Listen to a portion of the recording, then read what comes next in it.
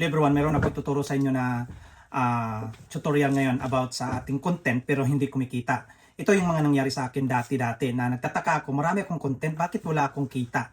So, ituturo ko sa inyo kung paano natin na ang ating mga content may kita at saka ano ang mga bagay na dapat natin i-on at saka i-turn off. So, ngayon, tuturuan ko po kayo. Let's go!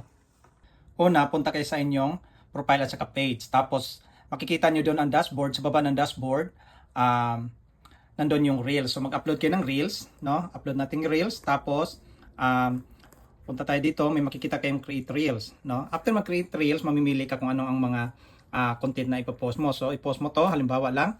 Tapos, makikita mo dyan, pindutin nyo po yung next sa gilid. After nyan, bago nyo ipost yung content nyo, punta muna kayo dito sa earn money. So, para ang inyong content ay kumikita. So, may makikita kayo ditong 3 star, content monetization at saka add product links. Ito yung problema natin kung bakit hindi tayo kumikita, no? Pindutin natin ito. Tapos dito nakalagay na kailangan natin ang add paid partnership or label.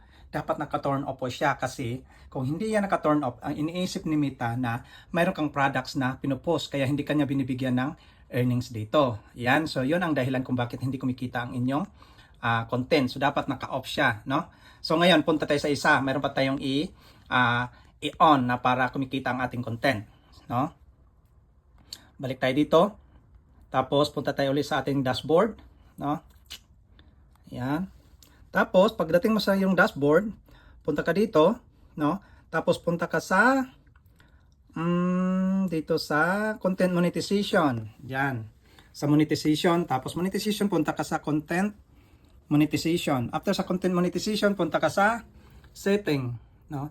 After sa setting, makikita mo yung content monetization setting, no? Pindutin mo po 'yon, may arrow dito. Ayan. So, nakalagay dito, allow ads to be shown on your public content. So, ito yung pangalawa na dapat kumita ka dito. Ito, kapag hindi siya naka-on, ibig sabihin, wala kang ads sa iyong mga content, kaya hindi kumikita ang iyong content. So, dapat lagi siyang naka-on. So, yan ang dati kong hindi ko na-on, kaya kung bakit wala akong earnings noon. Pero ngayon, na-on ko na, so mayroon na akong nakikita sa aking account. So, ayan, alam mo na ngayon kung paano kumita sa ating content, no? Hindi tayo na naglalagay ng content pero walang kita. So, dapat may goal tayo na itong content ko ay kumikita. So, tinuro ko na sa inyo ang dalawang possible na kailangan natin i-off at saka i-on, no? So, ngayon alam mo na, gawin mo at sundan mo at kailangan mo magsipag na mag-upload araw-araw para ang iyong content ay kumikita. So, kung alam mo na ngayon, pwede mong i-share para malaman ng ibang mga tao at mga bagong content creator na ganito palang paraan natin na kung paano kumita ang ating content. At kung hindi ka pa nakapalo sa akin, ipalo mo ako at saka i-share para malaman ng iba. Okay? Let's go!